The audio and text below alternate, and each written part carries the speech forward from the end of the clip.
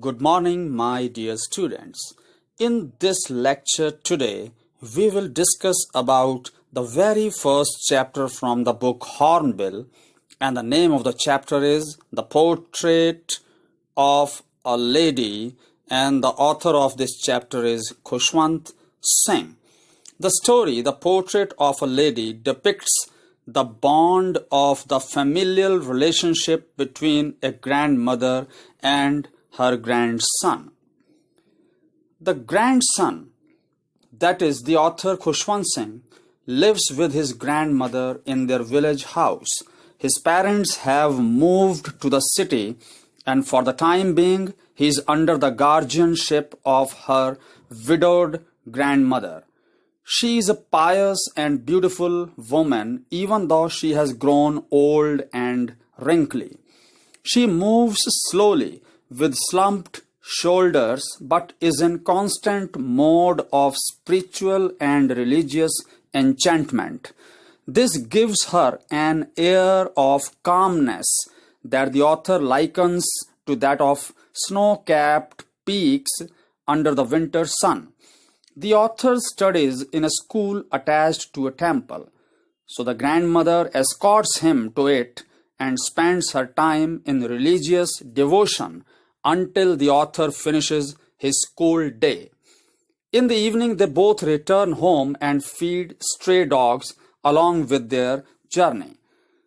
The daily routine is finally disrupted when they both are relocated to the city where the author's parents reside. Even though they share the same room, they grow apart gradually.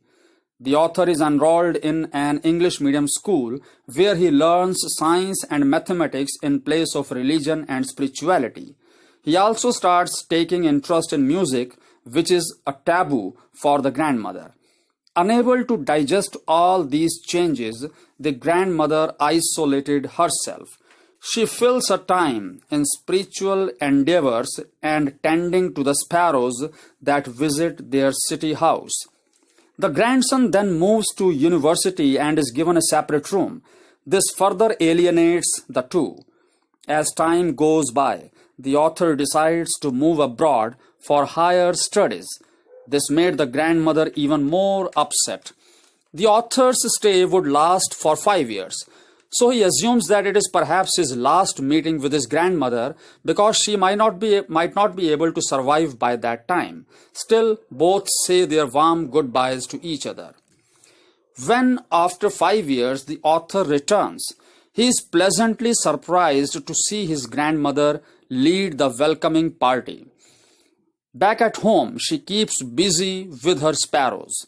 But in the evening, she, along with other women, starts beating an old drum and singing songs which are usually sung to celebrate the homecoming of warriors.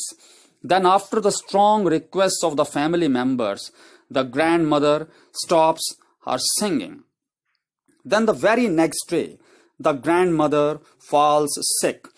Although the doctor assures that it is a mild fever and it would go, the grandmother could feel her approaching death.